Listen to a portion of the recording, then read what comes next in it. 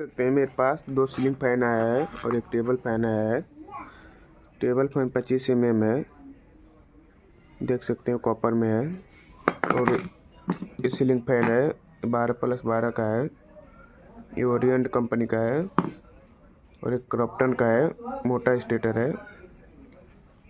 देख सकते हैं मैं कटिंग कर लिया है, इसका वायर भी निकाला कितना है। स्क्रैप 685 ग्राम कुछ है, देख सकते हैं।